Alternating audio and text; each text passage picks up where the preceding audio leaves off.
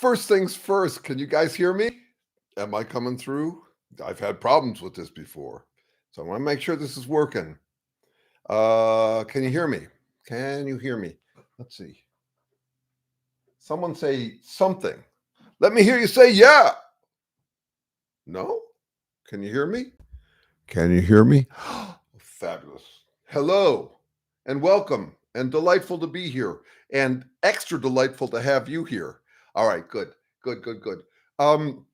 Yes, we all need our affirmation, and I've been thinking about that this week in various different configurations, the personal and the philosophical and all of that. So, as always, welcome and put in all caps if there's something you want me to respond to or think about. Here's what I've been thinking about. I'll just start with this. What we call the culture wars has been going on since the beginning of language. And I think it's actually got a lot to do with what you could actually call credibility wars. I've been rereading a book that's very accessible. I read it a while ago. It's called The Cave and the Light. It's a historian playing out the dialogue between Plato and Aristotle over the centuries since then. And I find it a very clean read. It's interesting. It's by a conservative historian who sometimes he works for the Hudson Institute, whatever. But I think it's a good book. Whether he gets it or not, I can't tell. But what I'm hearing in it is that it kind of all starts with Plato saying, "I'm trying to figure out what's good, and to do that, I have to understand myself as an interpreter. That is, how do I get unbiased enough to figure out what's good?" So, this is the problem: is that we're observing the world and trying to figure out what to do with ourselves, but we also have the potential. I would say it's an inescapable potential to be biased one way or another. So there's always, you could say that in a way, philosophy early on, it starts maybe with moral philosophy broadly defined as what the fuck should we do? What's good, what's bad? What's worth doing, what's not worth doing. But all along has also been, how do I know? How do I know what's good or bad? It's about this question of who the interpreter himself is. At the interpersonal level, you've probably dealt with this tons. It's like almost the story of my life. So there's conflict between me and some other person. And what we'll do is we'll tend to knock each other's biases. As if you don't see the world the way I see it, that's symptomatic of something wrong with you. And one way we can talk about that would be as a bias. You're biased, as if it's some kind of rare pathology, as if bias is a rare pathology that benights the minds of benighted souls. And how would I know them? They're the ones who don't interpret the way I do. Well, to pull that off, it's basically what I've called in the past an infallibility death match. You're talking bullshit. No, you're talking bullshit. Back and forth, and what at its worst, it becomes you're wrong about everything, or at least you're suspect in whatever you believe, and no, you are. Back and forth times infinity, right? And times infinity is one of the challenges here. So you can do that up a level after level, going meta on top of each other's metas. How have we dealt with that so far? Well, my sense of it from rereading this history and just been thinking about this for years, it's for one thing, it's fucking fascinating. But for another, I live in it. This week, a dear friend, he sent me something. I wrote a critique of it. He wrote back, "I don't appreciate your insults." I wrote back, "I don't think that I was being insulting. We can talk about it." And finally he says, please don't contact me again. It's an old friend. He's an academic. He's a philosopher kind of guy. Could be right about me. Maybe I said something I shouldn't. But I do have trouble, and this is also one of the main reasons why I quit the dating world, is that I can't be with someone who automatically translates ouch into you are biased, you are pathological, you have violated some moral imperative. That won't work for me. It doesn't work for me. As long as no, it wasn't Deacon. Bless his heart. I mean, in a way, he's my grounding. Here, I mean, try this out. In the last week, I lost 200 subscribers on YouTube. I need to be concerned about that, not because I need to be loved. Yeah, because of that, but I don't want that to be the distraction. I don't want to become shit for brains. I mean, I don't want to be a public intellectual. I actually don't. I think I don't want to be one, given the vocational hazard. So many of them turn into shit for brains, as far as I'm concerned. That is but at the same time, I don't want to turn into shit for brains by being ungrounded. So there is something about the. It's not Terry's status. It's his coolness. The guy is the most level-headed guy I've ever met in my life. I mean, it practically gave me nosebleeds to be around him. You can imagine I'm an exuberant, enthusiastic, effusive kind of guy. And like I've mentioned before, the warmest thing he said to me in our first 25 years was that this has been an excellent collaboration. And he's not stiff. He's right there. It's just that he doesn't do the effusive talking stuff. And there's something about his methodology is really what I'm after. So anyway, what I'm saying is it's back to, if I don't want to be an asshole, I have to expect some anxiety. I also have to recognize that I'm not everybody's cup of tea. It's nice to be some people's cup of tea. I've been talking to some folks who are getting older about how it is to get older. I had another visit with my 87-year-old friend this week. Very rich conversation. My general assumption is that if this continues to be the love of my life, this kind of exploration, and I'm going to get back to this thing about how to become as unbiased as possible and what people think is the answer to that. But if this remains my pursuit, I got to be good with it if the only person I'm edifying is me. I'll just take careful notes till I die. And that would be just a wonderful use of my life as far as I'm concerned. There are other things I do on top of that, but that's the main thing. That's really what I'm living for, is this kind of endless curiosity where every answer leads to another question, and it just feels like a fruitful exercise in futility. Anyway, Anne Medlock, oh, darling, it's so good to see you here. Very nice. It's an honor to have you here. So let me go back to this thing about that's fascinating to me.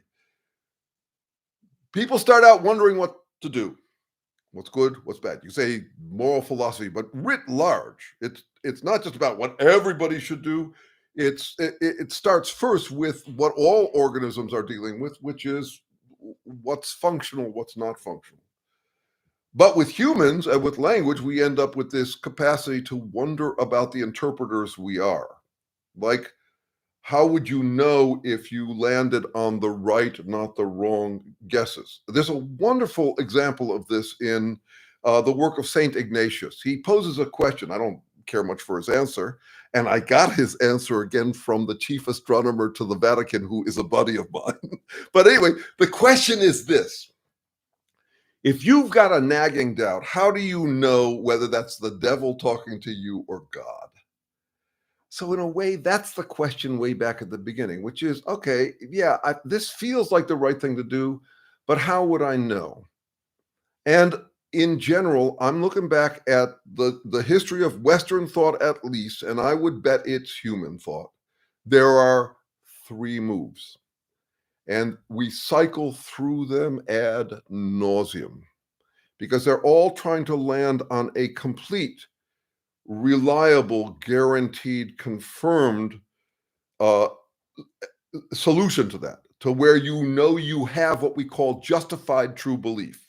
That's what everybody would want. They want to lock it down. And what in Gödelian terms, if you follow that stuff at all, it would be the complete explanation. It'd be like what they were questing for back at the time when Gödel is how they spelled, was writing, which is a complete mathematics. It was completely consistent, that couldn't undermine itself.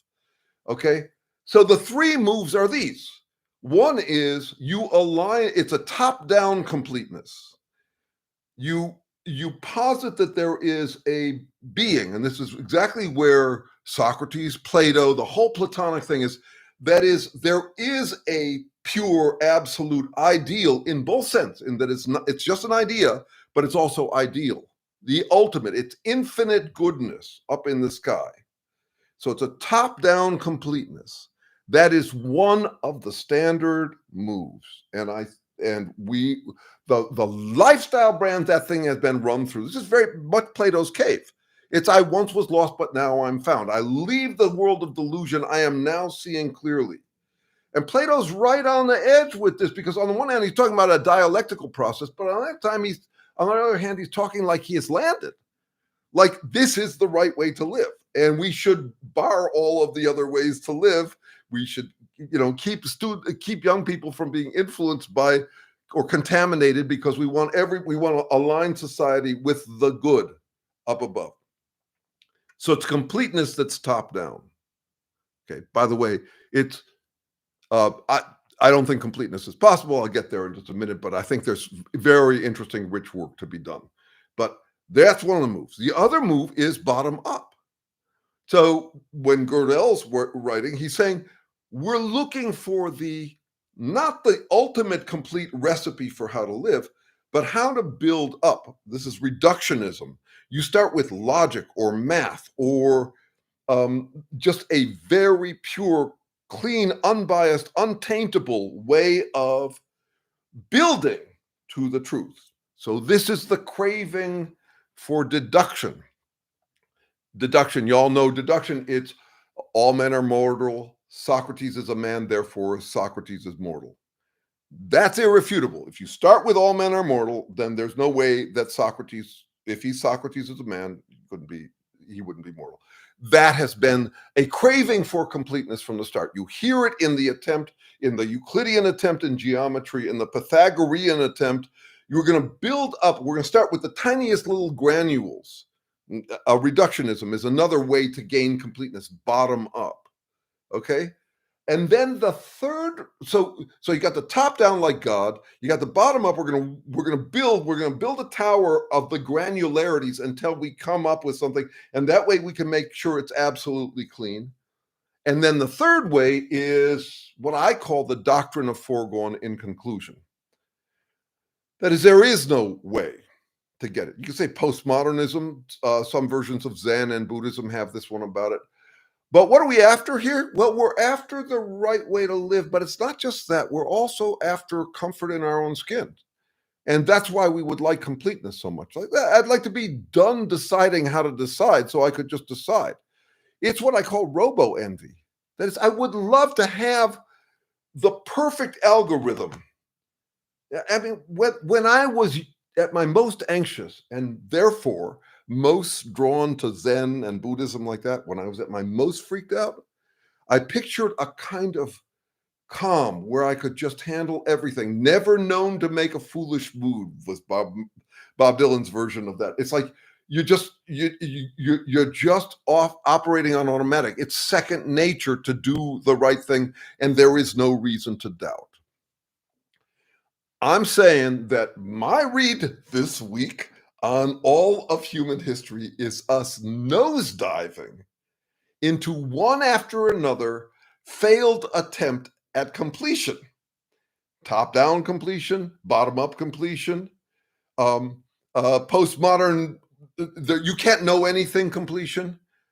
The peace of mind that drives that is intense. And then on top of that, we would like to figure out what's good, but I think we tend to fall off into what I'll call, you could say basins of distraction, but the distraction is that we get this relaxation in our body. And if you look at what the Trumpists are doing, this thought is an hour old. I got it on the way back from a drive with Terry, and I probably had this idea before, and you probably have too.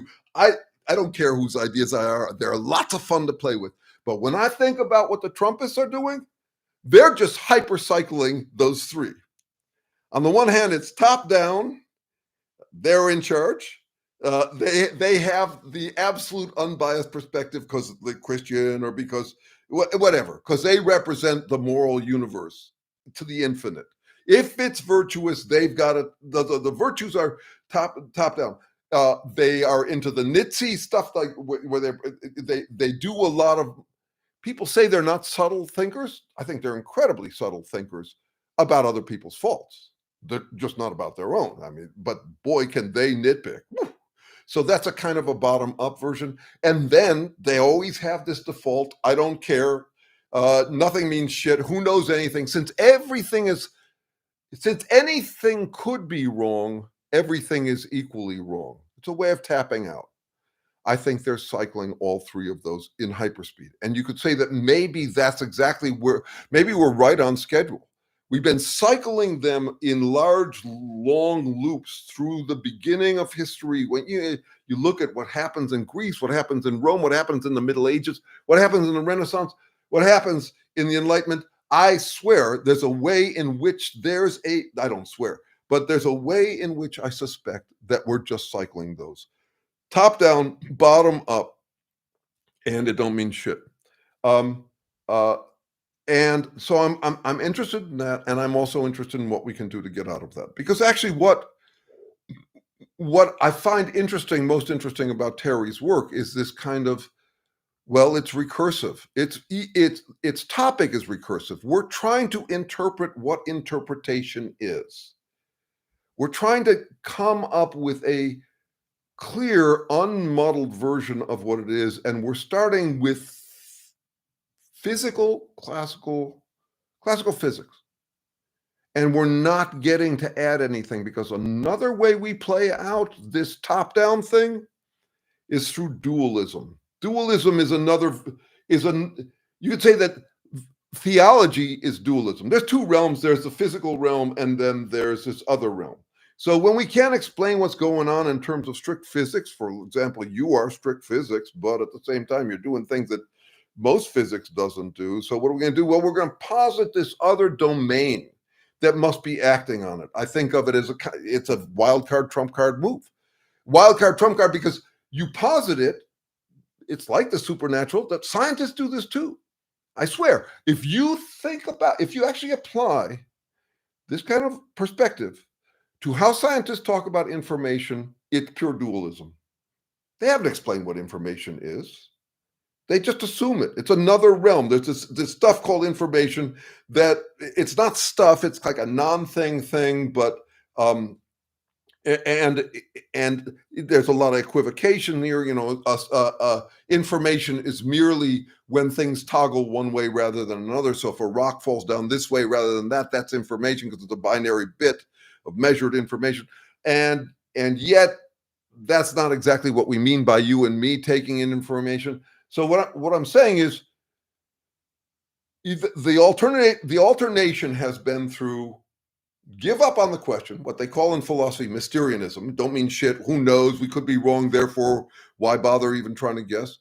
Reductionism, which is we should be able to work this all up from everything from atoms up, and then dualism. And we've just been oscillating between them. Now, if you're wondering, is there anything else we can do besides those three? I think we can, and that's what interests me about Terry's work. We're trying to figure out, with no smoke and mirrors, no dualism. I have to explain what information is. I don't get to just assume that there's information. I don't get to assume motivation. I don't get to assume interpretation. I have to explain how that would come out of the most basic kind of physics. And here's the punchline of all this. Jesus, does this guy talk? But here's the punchline. So I'm out with Terry this last week. I think I'm trying to figure out a simple way to describe all of this, grounded in nothing but the concept of unlikely work. Unlikely work meaning, or unlikely change is what I said. That from the start of the universe, some change is more likely than other change. And most fundamentally, change towards the second law. That is a bunch of random micro interactions that make for macro randomness. And he says, I think that recursion is more fundamental than that.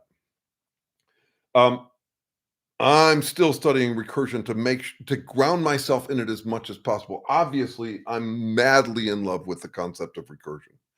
All my ironic stuff is built on recursion.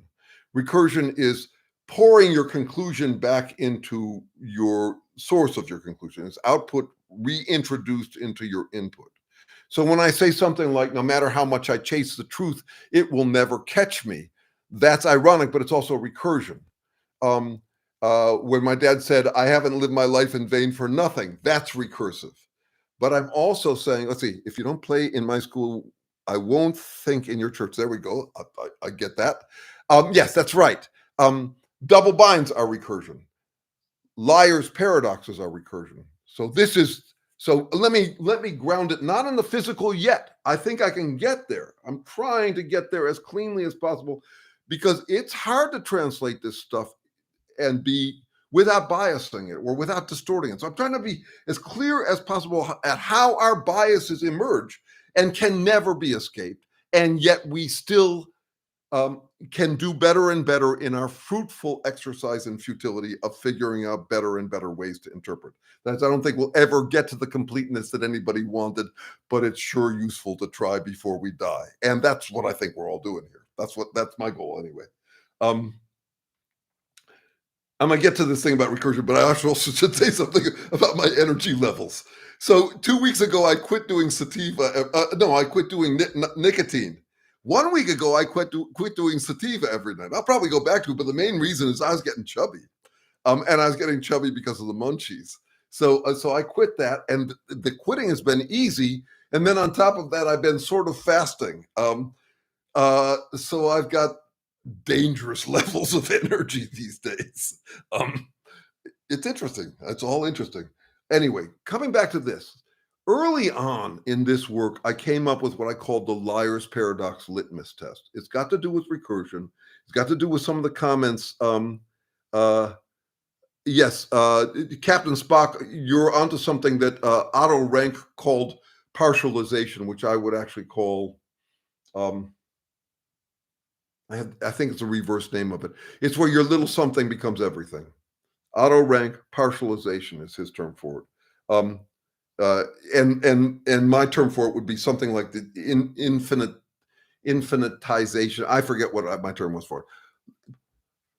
Liar's paradox moral litmus test. It goes like this. If your moral principle can be described with no distortion as a liar's paradox, then you don't have a moral principle. You have a moral dilemma.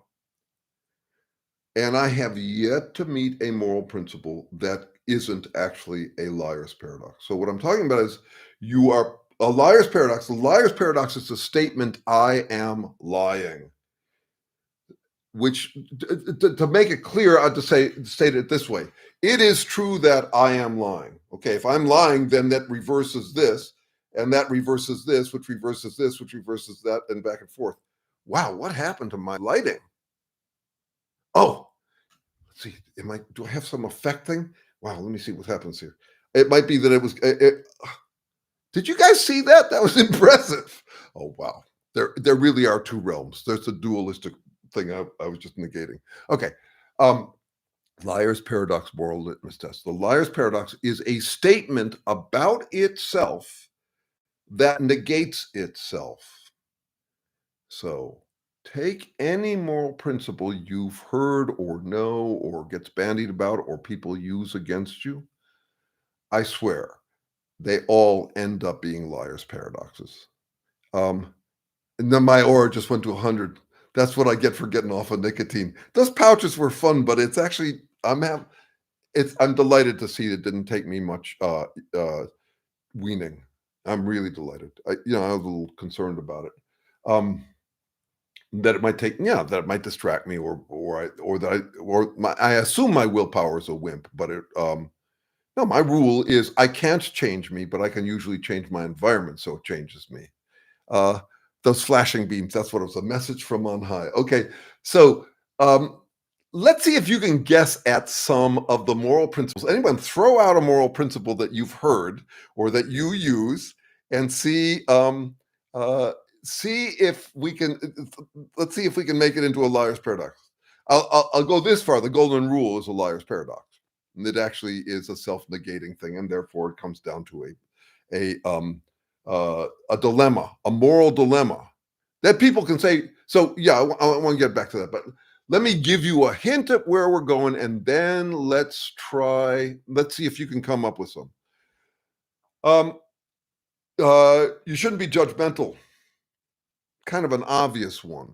By now, it is interesting because that joke has been made many times in sitcoms by now. So you could say it's in culture that you shouldn't be judgmental is itself judgmental. So it's self-negating in that respect. This is not my auras. This is me tweaking my color with this device I have. So liar's paradox, self-negating. Or with cognitive therapy, you shouldn't use should statements. Exactly. That's the same one. Now, excellent. Revwalt, you're on it. So keep this in mind. This is a fabulous tool. It may be the most important practical thing for me, and even for dealing with the Trumpists, because those guys wield these things haphazardly, whichever one they just pull out their ass, whichever one they need in the moment to scold you from on high. And they never will notice the recursion. It's fascinating how great they are at not applying it to themselves. That's the heart of hypocrisy. And I've also been working this week with the question of I think that there is a paradox ado kind of a thing that happens between two people who are both saying, you're biased. No, you're biased. Hey, Michael, good to see you, man. So let's try some others. Okay, so you shouldn't be judgmental.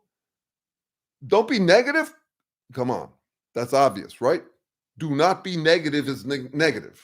Hey, John, good to see you, my brother. Do not be negative. You shouldn't be judgmental. Commit yourself to flexibility.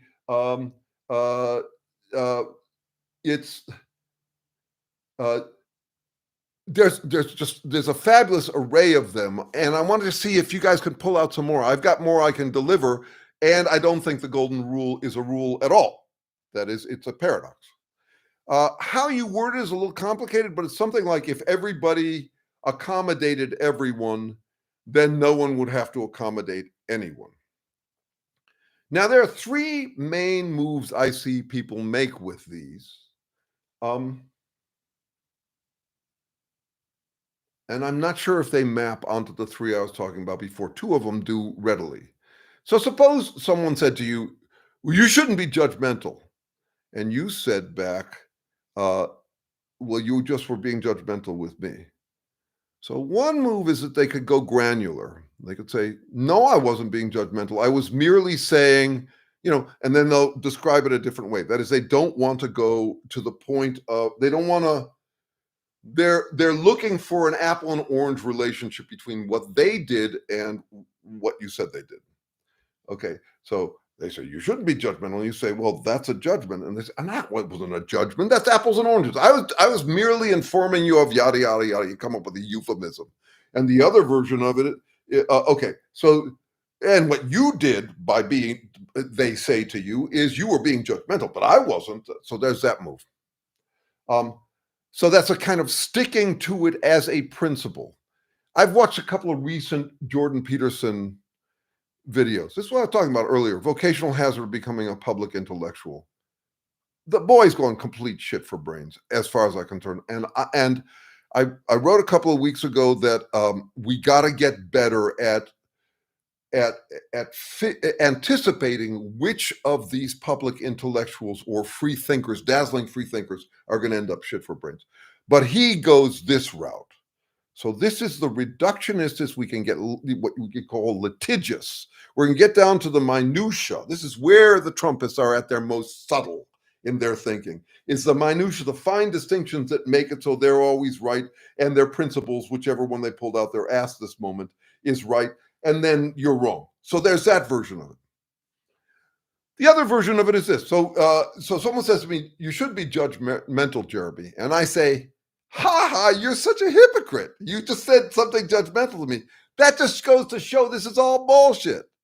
Morality is bullshit. There's no dilemmas here. You're just you're just being hypocritical. And so that's this one, that's kind of the doctrine of foregone in conclusion. Because a moral principle is paradoxical, that proves it's garbage. You don't have to pay any attention to it at all.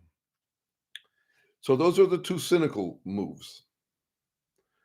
One of them I would call fundamentalist hypocrisy. So fundamentalist hypocrisy is, someone said to me, "You're being judgmental." I say back, "Well, that's a judgment too." And they say, "No, it isn't. That's fundamentalist. I stick by my moral principle. I just make sure I don't get counted in it." The second one is what I'll call cynical hypocrisy, which is, as someone said to me, "You're being judgmental, Jeremy," and I say, "Ha ha, you fool! You were just being judgmental. That means it's all crap, and I don't have to pay any attention to any of it." Not treating it as a moral dilemma. Now, for me, I'm making this up as we go along here, but it relates here. Obviously, MZ Knip just wrote, "In order to maintain a tolerant society, a society must be intolerant of intolerance." Karl Popper notices exactly that. So I'm delighted to say that I was scooped by a great mind. I was thinking about this and then I found out about that. What's interesting is he doesn't extrapolate to the entire liar's paradox moral litmus test. So be intolerant of intolerance is a classic case of a recursive, self-negating statement. I probably read it before I discovered it. That's totally fine with me. I'm not actually a citation boy. I don't give a fuck whose ideas these are. I'm looking for better ideas, not worse ones. I don't care who came up with it. It doesn't have to be original. It doesn't have to be edgy. I mean, I've written over 150 articles about the Serenity Prayer because I just find it so deep. It's kind of corny. I don't care. It works. It works for dealing with exactly what I'm talking about here, which is, for me, the ironic approach is to recognize that lifelong I am going to be dealing with the question of what to tolerate and what not to tolerate. It's not I cannot come up with a complete rule for that. There is no such thing as a complete rule. Anybody who claims there is jiving for power, mostly. You know, the kind of intolerance that celebrates its tolerance like you get from the Trumpists. Wow. Yes, on steroids. But anyway, that life is tough judgment calls. And this is the ultimate, for me, it's the ultimate disappointment of that part, that appetite I would have for completeness. What I was describing, I think, as robo-envy. There's to have the perfect algorithm that always works, that no matter what level of subtlety. You know, you got the people who are doing the top-down completeness, which is that love is the answer, or God, you know, trust God, or whatever like that, from top down, super simple, or the deeply subtle reductionistic microanalysis. Either way, you're not going to get the completeness you want. And at the same time, you cannot land in the doctrine of foregone in conclusion. I do hear occasionally from people who say none of this matters. Just trying to think. This week, I feel like I had a conversation with someone like that. It fucking does matter. I never can tell, but I'm going to die trying. And consider the life of someone who assumes that assumptions are bad, or declares that in reality there's no reality. That's the life of a schizophrenic. That's where you meet every minute afresh, as if you're going to somehow erase all of your biases. That no organism in the universe can do that, and humans sure as shit can't do that. No, I mean, we are swimming in language and have been since the get-go. There is no getting out of this. We are stuck with biases, and the question becomes how to have better biases. And this is where the Serenity Prayer fits into it all. Because the Serenity Prayer is basically what it's doing is it's laying out two opposite things, like be tolerant, be intolerant, and questing for the wisdom to notice the differences that make a difference about when to do which. That's what it's about. And for me, the wisdom is both noun and verb. So the wisdom to know has always struck me as weird. But what I think we mean by it is the accumulated wisdom so far. But to me, at least half of the wisdom is the quest itself. Not to some higher power that has it, but the lifelong learning about when to be tolerant, when to be intolerant, when to be negative, when to be not negative. Um, when to be positive, when to accommodate by humoring, when to assert, all of those questions, when to leave, when to stay. All of this work started with me coming up with the 14 wonderings of the world, which were these tough judgment calls that just I started to notice that's all we do is we try to figure out what to do with them. Try or do not try until you're dead. Yeah, okay, so try. There is no try. So Yoda, very motivational, full of shit, just full of shit. There's only try. The fuck. But that's that sound of completeness, and that's the appeal of Yoda, and that's the appeal of Trump as well. Never known to make a foolish move. These guys they embody wisdom, and what you notice about them is that they're very alluring. That's also why why Jordan Peterson became so sexy to so many people. It made everybody feel like a genius, like genius was at hand, that you could get to that point. And when I first read Jordan Peterson, like 25 years ago, I started reading his first book. Oh, I could tell he was going to be a stink bomb. He starts out by saying, I wanted to get all those biases out of the way so I could see clearly, and here's what I've come up with. That's that same cycle I was talking about. We just do that over and over in society. So I started with an example here of, I didn't start with, but I went to recursion at the moral level. But it runs much deeper than that, and I want to be, I don't want to speak before I want to be as clear as possible about this.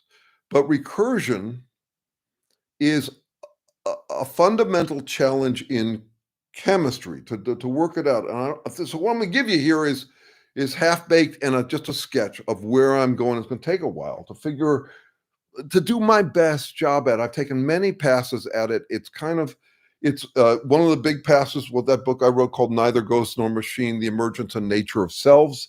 So there's that. Hey, Nils, good to see you, man. By the way, boy, this is probably the effect of me being off of nicotine and pot. I only did pot at night, but still, let me take a quick look through these things before I dare to do anything about chemical recursion. Let's see. Quality of quantity. Yes, okay. There we go. Okay, we are incredibly anxious creatures. Yeah, yes, right. So this is back to Rev Wolf's point, and I'm going to come down this list here. Yeah, and that's why we would crave robo-envy. That is, we now know from studies that the people who are most drawn to cults are the people who have the biggest, who are the most ambitious morally. That's one thing.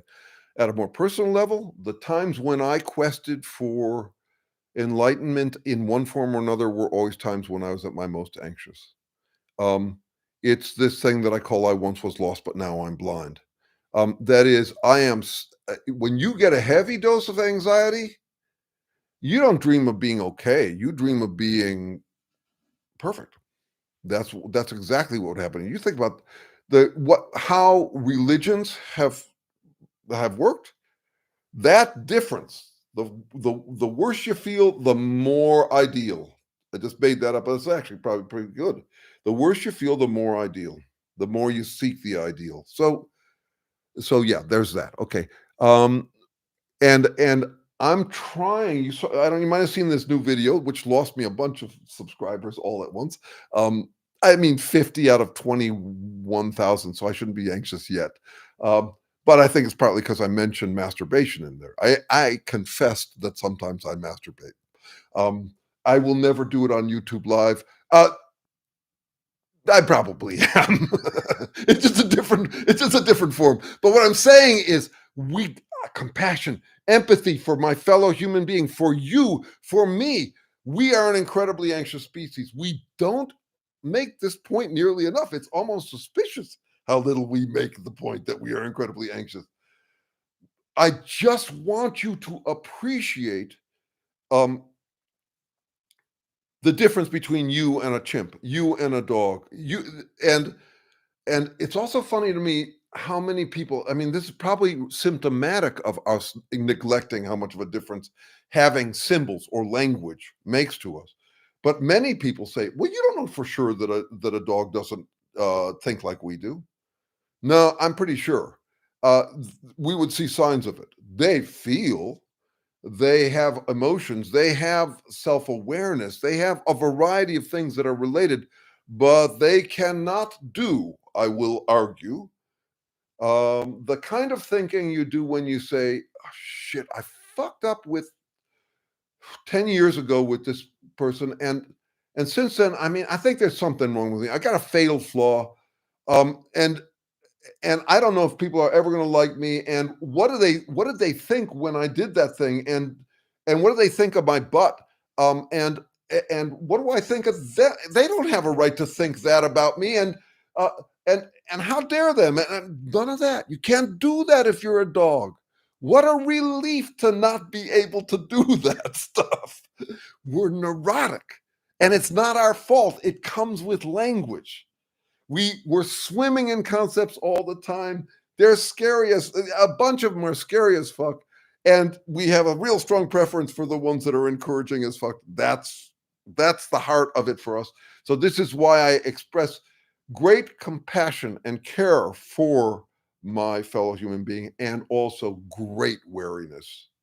I think we're scary as shit because of this need for the affirmations. That is, someone else's affirmation is going to come at my expense. This was what I put this out this morning as one of those MAGAnificent Mike videos, which is that actually we're dealing with a Schadenfreudeocracy.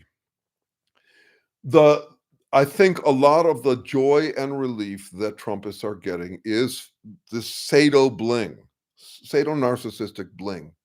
It's that because other people are suffering, it proves I'm safe. That's Schadenfreude. That's what that is. So you know that old quote, at first they came for the Jews. I don't think that gets it. Halfway there, first they came for the Jews, and that made me feel safe. That's the other half of it. So there's a wonderful poem by my favorite poet, Philip Larkin. I'm going to call it up right now. It's called The Mower. Um, it's simple. I love his stuff because it's simple and pithy. The mower stalled twice. Kneeling, I found a hedgehog jammed up against the blades. Killed. It had been in the long grass. I had seen it before and even fed it once. Now I had mauled its unobtrusive world, unmendably. Burial was no help. Next morning, I got up and it did not. The first day after a death, the new absence, is always the same. We should be careful of each other. We should be kind while there's still time.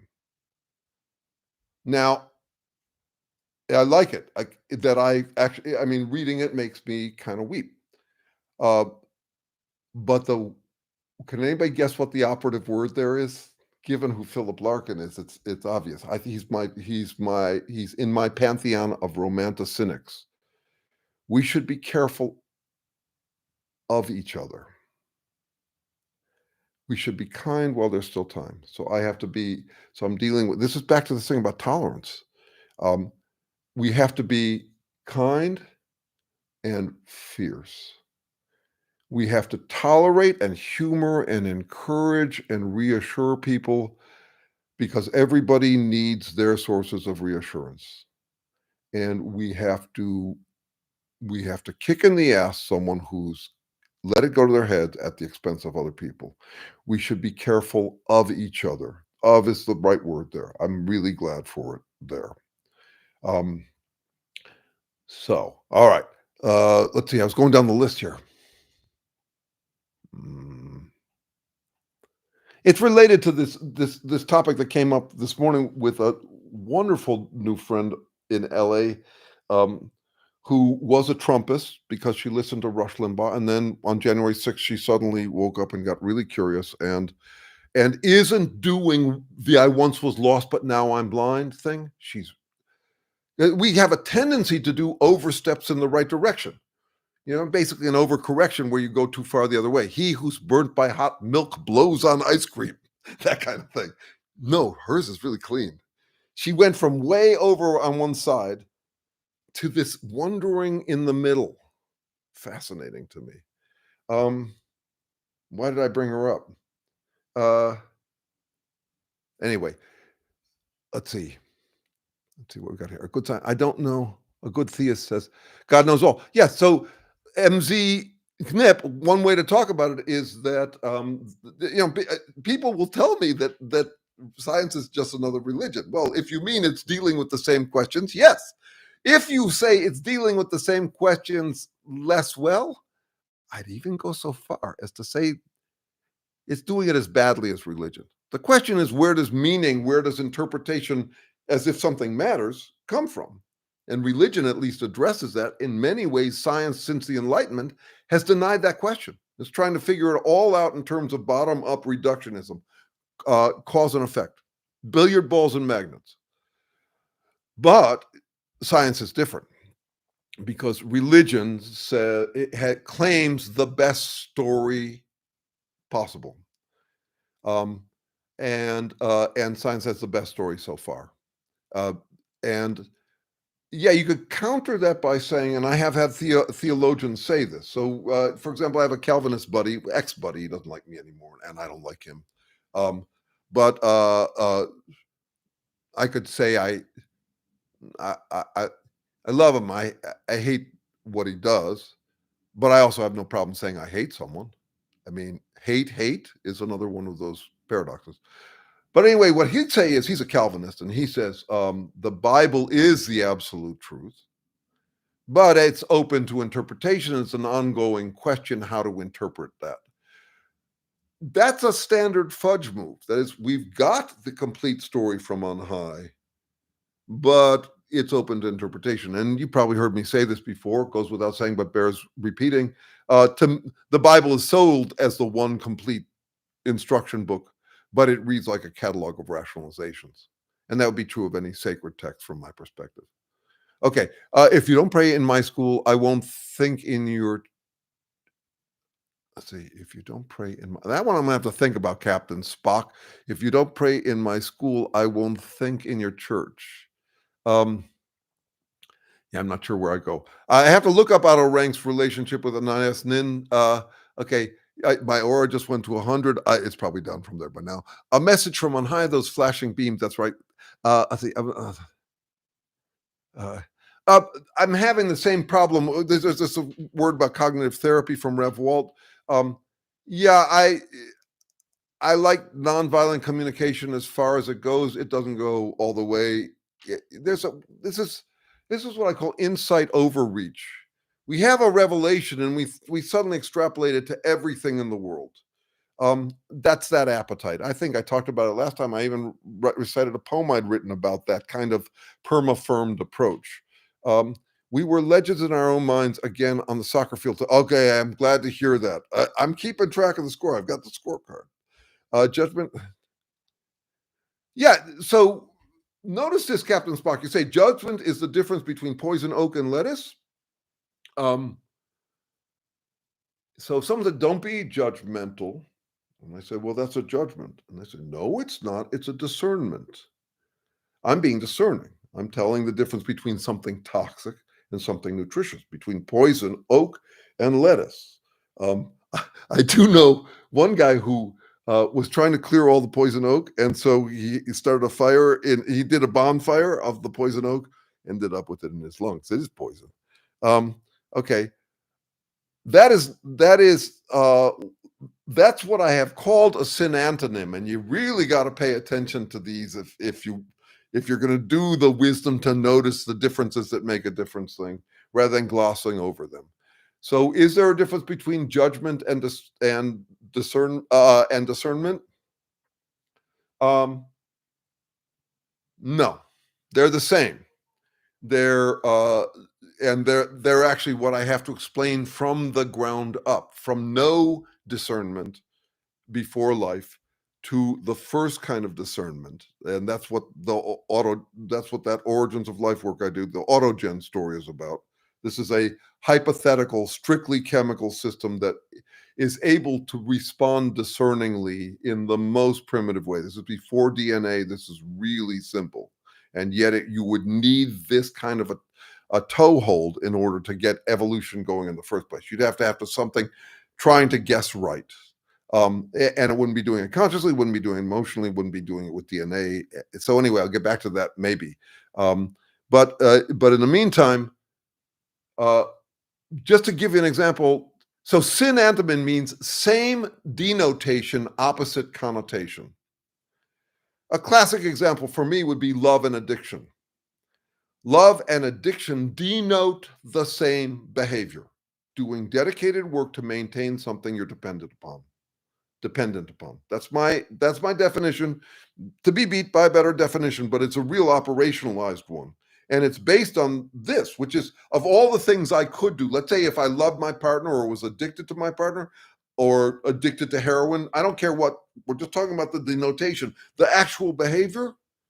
Of all the things I could do, I'm doing a narrowed or constrained set of behaviors. I am making unlikely some work, resulting in a remnant of work that is likely.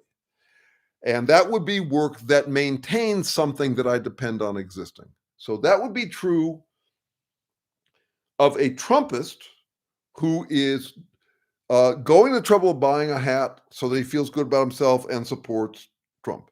That would be true of you laying down your life for freedom and justice somewhere in the world.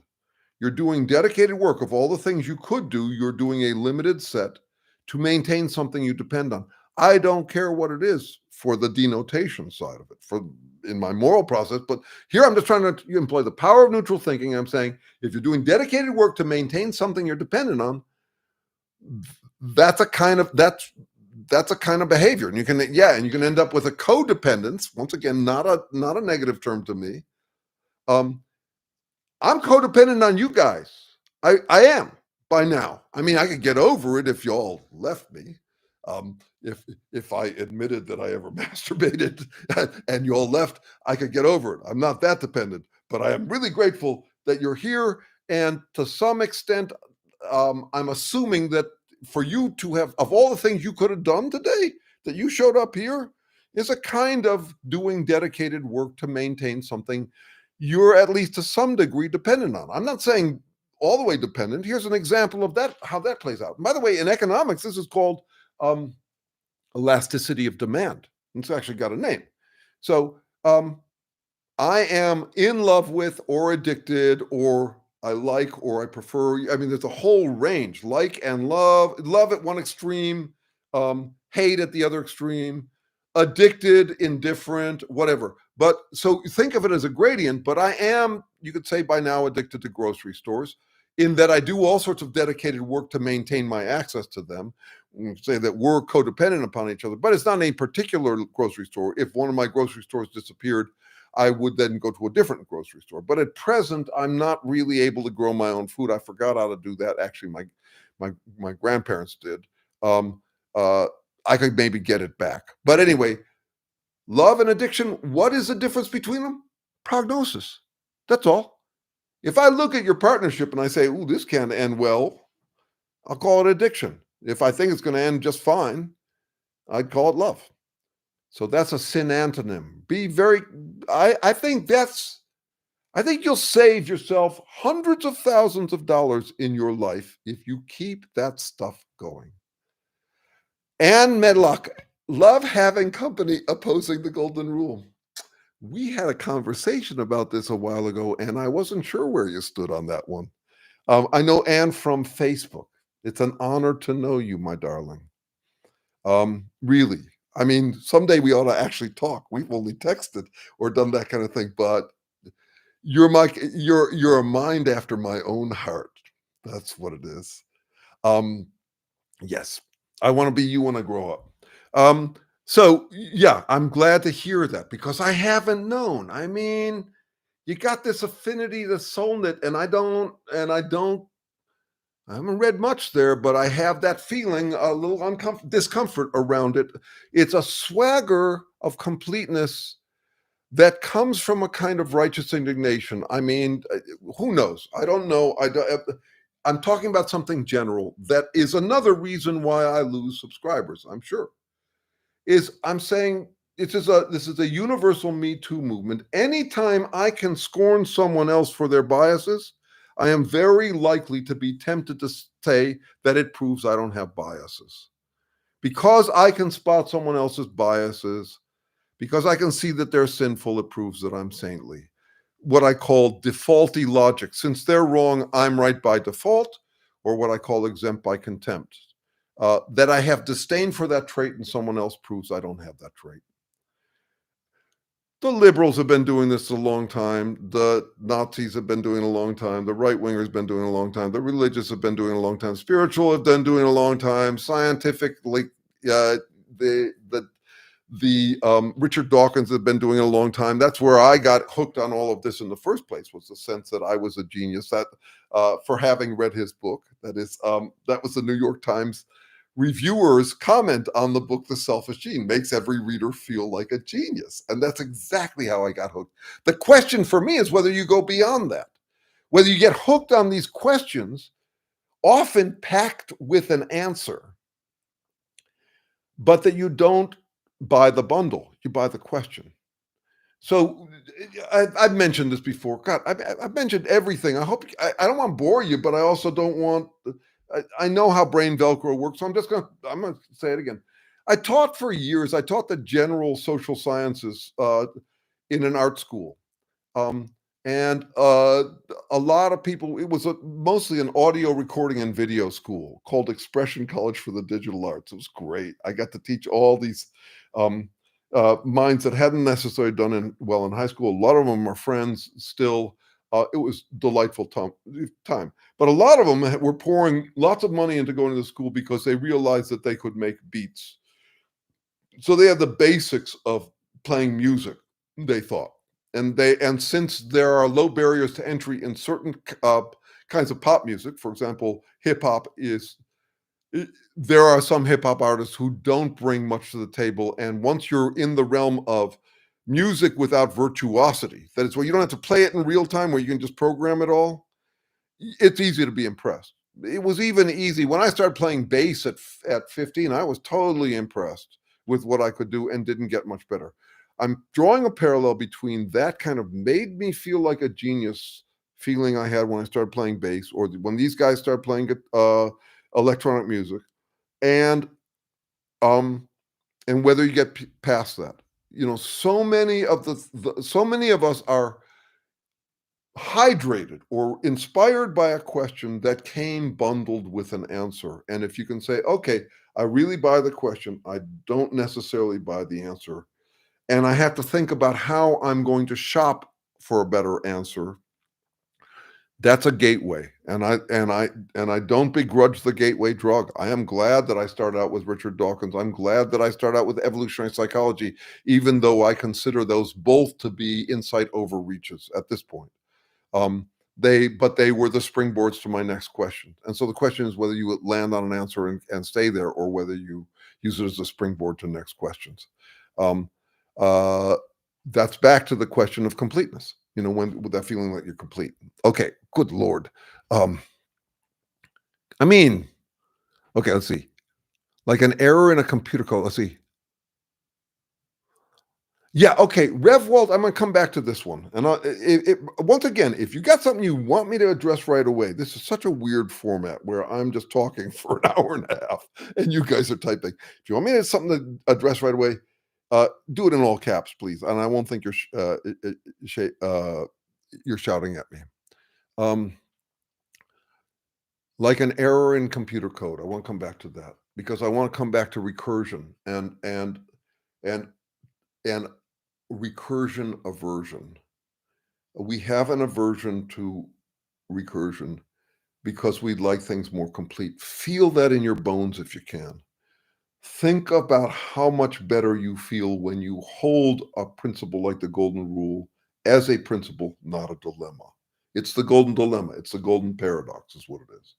For one thing, as you know, it doesn't decide anything. If you and I are both disappointing each other, it doesn't decide who should accommodate whom. So we also see that recursion aversion in computer programs, because an error in computer code will send things looping. We don't like that. We don't like the loop. Make that visceral too. If you and I are going back and forth arguing with each other, where I'm saying, but you're biased. No, you're biased. You don't. You're not seeing the whole picture. You're not seeing the whole picture. All of that I know you are, about what am I times infinity crap that we do, and times infinite levels too. Anything you can do, I can do meta. Anything you can do, I can do. So anything I can do, you can do meta. It drives us crazy. It feels like spinning your wheels. It feels like all heat, no light. There's something to that. We also thrive on recursion. Okay, let's say, hold on a second. All caps is, yes, all caps was your idea. Jay Myers, Gilmer, I want, can we have a show of hands here? Everybody hit the love buttons, because the all caps was your idea. All right. So let's see. Plenty of electronic music that's performed. It's called IDM, intelligent dance music. Look up Charles Clark.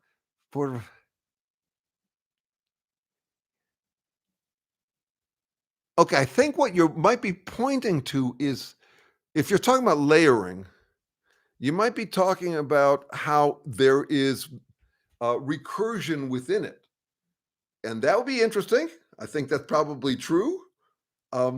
You know who was a master of recursion in music is Bach. That's why Douglas Hofstadter wrote the book Gödel, Escher, Bach. He's talking about MC Escher, which is also all about recursion. He's talking about Kurt Gödel, who I mentioned earlier as the guy who said, you can have completeness without consistency, or you can have consistency without completeness. And what I've been saying overall in this is people prefer completeness without consistency. And it's really hard to talk about the consistency. And that's where we had just gotten here, which was the recursion. We start with the moral version of it, but there are physical versions of it too. Non-symbolic, that is prior to symbols. And that's where the work with Terry is so interesting to me, because he's actually explaining how you'd end up with selves that are recursive. I am recursive. That is, I'm doing work that regenerates my ability to do the work that I do. Another thing about recursion is it's dizzying. It's very hard to keep track of it all. That's almost where irony becomes humor, is just the dizzying levels of it, and the Hall of Mirrors effect. At some point, we simply tap out with a giggly brain fart. And I love that. I just love that aspect of it. But if we're trying to understand what it is, and not right, it makes me think of a fugue state. Right. Actually, that's really interesting, Rev Walt. I'm gonna have to play with that one.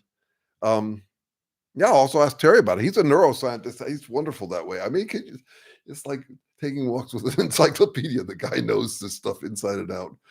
You're talking about something. Yeah. Anyway, okay. So the way, you've heard me say this before, goes without saying, but bears repeating. I think of myself as unlikely change that prevents the degeneration of the unlikely change that I am. Let me put it in a simpler way. I am a constraint. That is, I make some work unlikely. I am a constraint that channels energy into work to regenerate the constraint that I am. So in a way, this has been the missing link in why we keep on cycling through these models that don't work.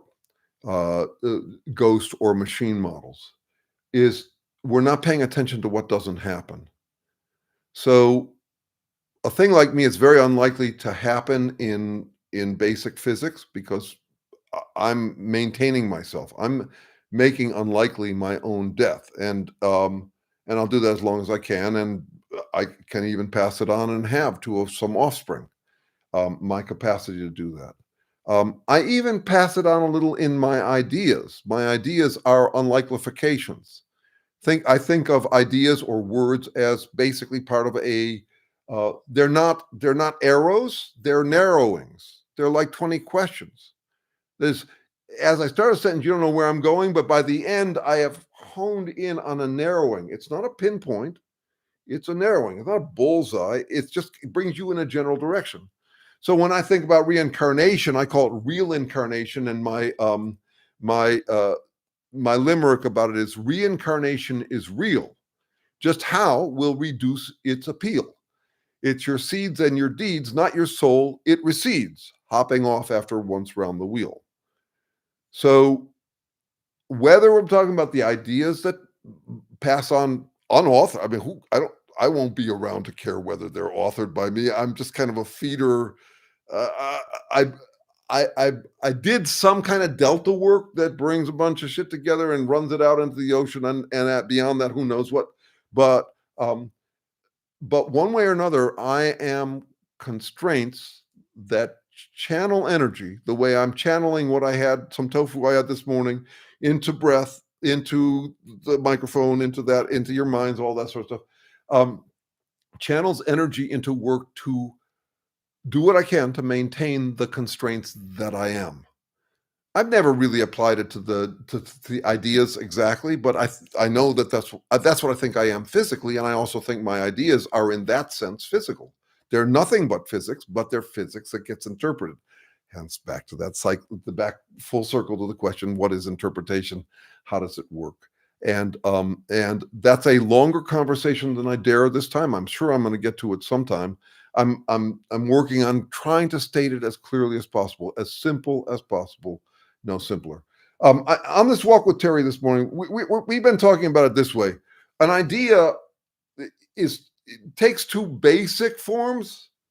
There's the compressed version of it, which is like writing on a piece of paper, or even the words I'm saying. These are compressions. They're aspects of an idea that are held together and transferable to someone who can interpret in the same medium that I'm working. I happen to be working in language, and I happen to be working in English. There's a whole interpretation process, which is a decompression process. So if you read some words on a piece of paper, you run them through, it's actually physically running them through a system that has whatever kinds of effects it would have on you that you would call your interpretation. So we're seeing interpretation as a compression decompression process. If I take in a quote or a poem like I just read, then there's some kind of compression going on where I remember the poem. I'm not remembering every aspect of it, but so it's basically packing it and unpacking it, packing it and unpacking it. All of that is strictly physical, but some of it is going on within a system. So it's not just transferring from wire to wire to wire to wire, medium to medium to medium. There is that, but it's really different that it's running through an organism that is a constraint that is trying to channel energy into work to maintain the constraint it is.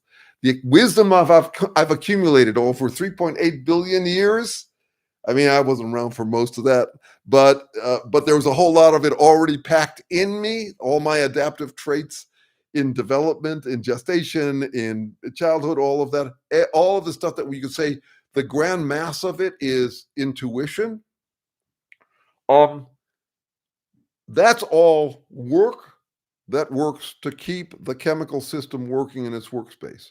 That's all functional interpretive effort made by a self.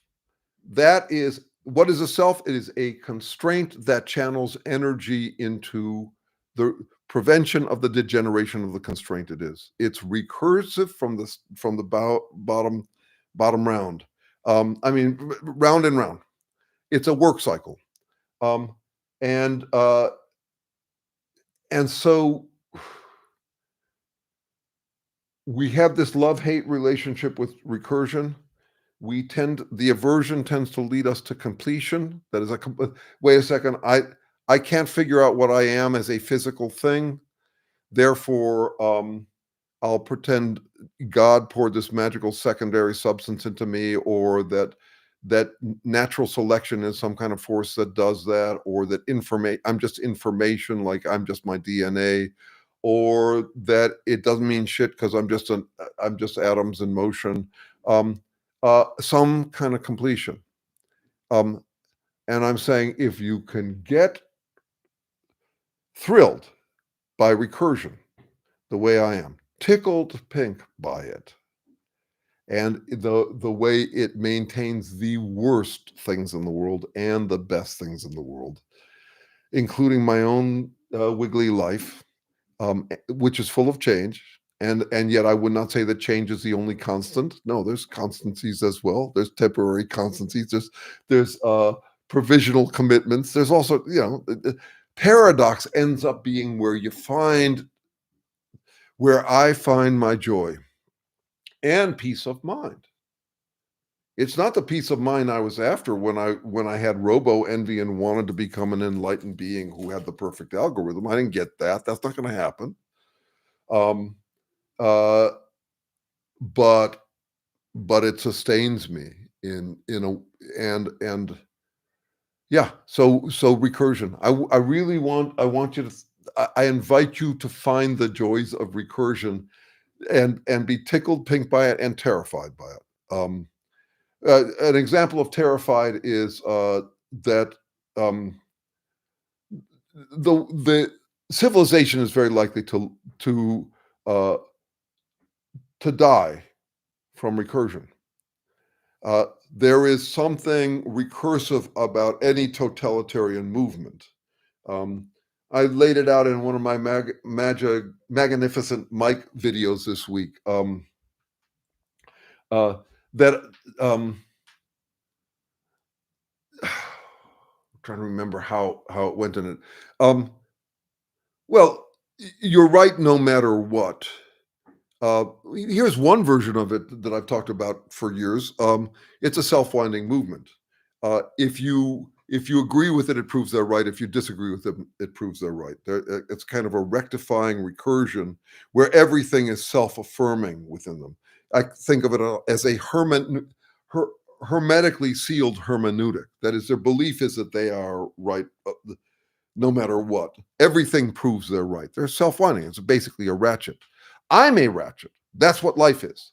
But also, some of the worst things in the world are ratchets. It's once again, this is back to that thing about sin antonyms. It's the same phenomenon that keeps me alive and keeps alive that which will kill me. But I want to understand the stuff separate from whether it's good or bad. And I want to get better at figuring out which recursions are good and which are bad. The recursion I was thinking of before is another classic that's very well understood, and yet hasn't been. We don't necessarily apply this. The whole idea that the Bible was written by God, and the way we know it is that it says so in the Bible, which was written by God. So yes, enough about me. Let's talk about me. Another example of recursion. Actually, I'm going to invite you, those of you who come back.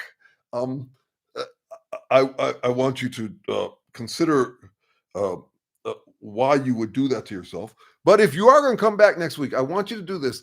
Look this week for any examples of recursion that tickle you or drive you crazy.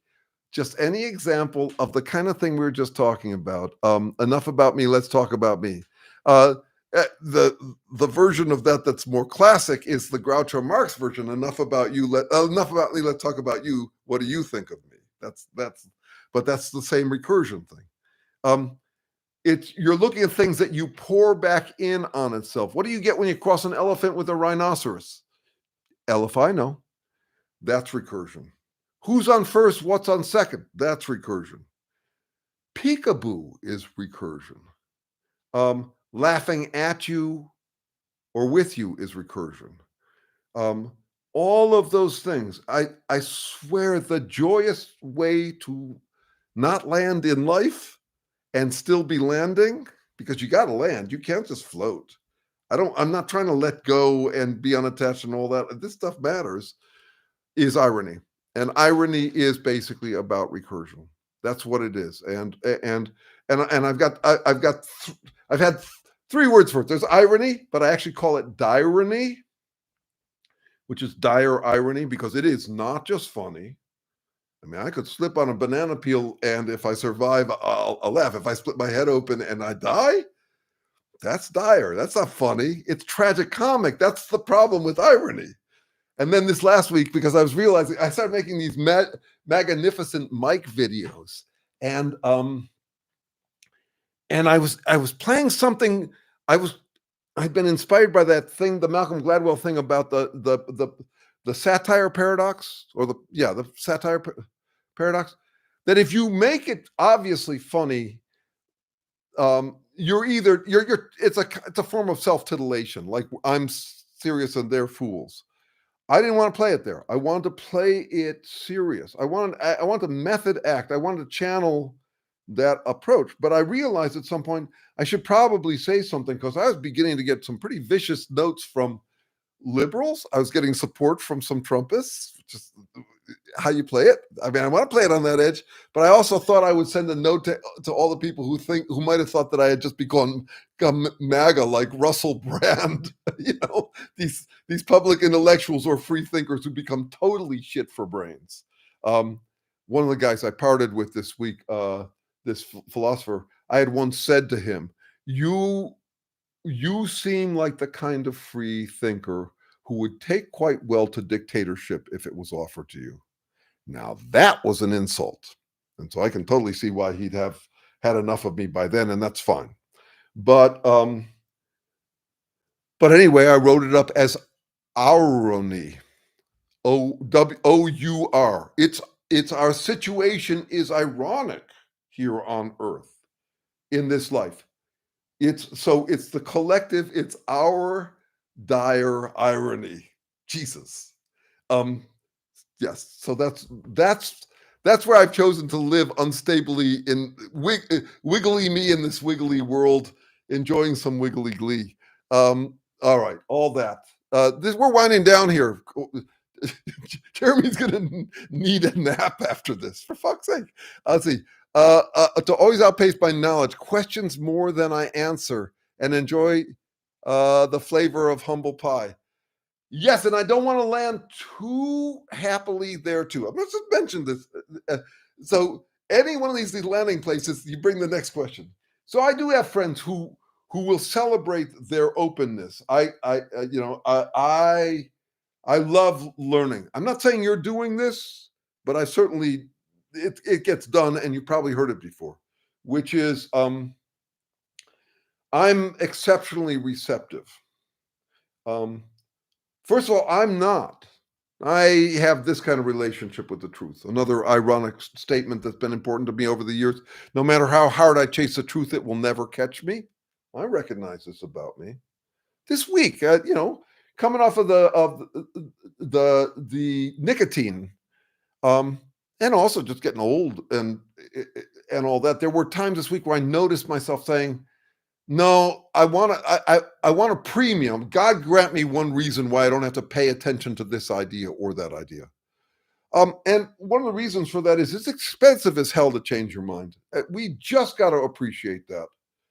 I mean, for me to find out that some fundamental assumption of mine is wrong is like finding out from a general contractor that I need to pay $20,000 to repair the foundation of my house. No one's going to... I don't buy it that anybody just says, "Oh, delightful." No, we don't. We'd like to think we're further along than that. You ever do any weightlifting and you're counting, and you have a coach with you, and you're counting, and you're at you count that it's 10, 11, and then they pipe in and they say 8, 9. That's the weight of discovering you have more work ahead of you than you thought. So I want to keep that ambivalence. I want to be ironic about that too. So when I say I am an exceptionally curious person, I got to wink to myself, because no, I don't get to say that. As soon as I say that, I'm at the risk of what we do with each of in that cycle I was talking about before, whether it's top-down completeness, bottom-up completeness, or no one knows shit completeness. Notice the standard move, which is we have gotten the most neutral. We are the most tolerant. I really celebrate tolerance. I am really opposed to judgment. So who among us should be the judge of who's being judgmental? Moi. So that's this thing. The bedrock keeps pulling the rug out from under us, and I want to keep that in mind. So I have two pieces of homework for you all this week. Nobody asked. I'm not taking roll. You didn't pay for this class. I'm not getting paid for it. But if you want to think about anything from this week as we head into next week, come up check out those ironies as they come up. Check out the self-negating, the self-undermining aspects of life. Try to collect them, like put a note down on your phone or something. And the other is wink. Wink all week long. Try winking. Whenever you say something earnest and passionate, and I just said an hour and a half's worth of this stuff, wink also. I got this one friend. Here's another ironic situation. I'm almost done here, for God's sakes. I have this one friend. His completeness is dualistic. That is, he believes there's this realm and then there's a spiritual realm. He's not a religious person, but he's a spiritual person. And he loves the tunnel vision monologue reverie the way I do, the way I just did for an hour and a half. Rev out on me pointing the tunnel vision beam at whatever was interesting to me. That whole reverie, he gets into it, but he gets into it about being present. And it's just fascinating to watch him. He can go on for a half hour paying no attention to his audience at all about the importance of being present and being, in relationship with other people. And finally, what I said to him is just wink. Just wink every once in a while. Let me know that you can see yourself blowing smoke up your own ass. Yes, there's virtue in what you say, but if you don't see the part of you that is fueled by your appetite to pontificate like this, we're in trouble. I can't bear it. He got better at it.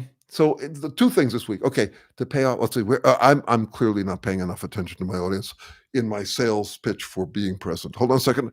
Irony is believing you have to pay the national debt, not realizing the national debt is just a total cash bank.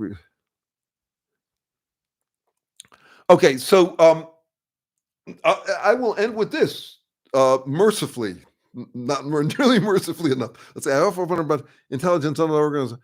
Oh, yes, intelligence in other organisms. One of the things we're dealing with, this actually came up in a meeting yesterday, we don't have a clear definition of what intelligence is, and we need to be able to make a distinction between intelligence and intelligent enhancing tools. My definition, my operational definition for intelligence is pretty straightforward by now. You could say it's selves struggling for their own existence. It's constraints that channel energy into work that regenerates the constraints that we are. It is functional interpretive effort made by a self. My phone is not intelligent, but my intelligence is enhanced by using it. It is extremely intelligent for a potato bug to do what it does. That's intelligence. It's not cognitive. It's not symbolic. It's not working in language. You could say it's somatic. My body is full of all sorts of intelligent behavior that I have no idea what's going on. I mean, it'd be over my head to know what I'm doing somatically. I'm not smart that way. Anatomically, biologically. We got someone online here who is John Wiley, medical doctor. Hats off. I'm not that kind of guy. I'm not smart that way. But yes, and here's what it comes down to for me. The Serenity Prayer. All organisms from the beginning of life are dealing with the Serenity Prayer, not consciously and not praying to a God, but they're all figuring out what they have to accommodate, the thing that we call serenity, to accept, what to change. All adaptations are wisdom to know the difference between what to try to change, what not to change. It's all imperfect wisdom, which is why there's wisdom in trying to get wiser about it. You all know what it's like to flog a dead horse. You all know what it's like to throw good money after bad. You also know what it's like to have missed opportunities to change something, to improve something. If only I had said this, if only I had tried that. Yeah, I thought of one yesterday. When I was 17 years old, I went off to Berkeley College of Music for a summer to become an electric bass player or jazz musician. I wanted to get better. I got there and I buckled. The players were better than me, and I said, I'm not going to be a good bass player. And I quit studying bass, and I said, I want to become a jazz bassoonist. There was no chance I was going to become that. But it was mostly because I chickened out. That's an example of missed opportunity. I'd be a much better bass player if at 17 I had actually stuck with it. Okay. Right. Okay. So surely I do have a rule I do live by, and this is really where I'm going to end it, even though I've missed a stroke here or there. This is my rule. Always do today what worked tomorrow. Always do today what worked tomorrow. I live by that. It's not really a rule because there's 4 problems with it. Which tomorrow, worked for whom, worked how, and since tomorrow isn't here yet, how would I know? But I do think it's amusing. It's ironic that way. Okay, my friends, always do today what worked tomorrow, and I will see you in 7 tomorrows if you come back. It's been a pleasure to be with you guys. By the way, I'm still thinking we could be doing this. We could have a cheerful communal posse that doesn't just have you typing along the sides. We could actually meet by Zoom or something like that. If you're interested in that, you have to email me because I don't know you from Adam. You have to email me even if we're already friends on Facebook, or I'll tell you what you do.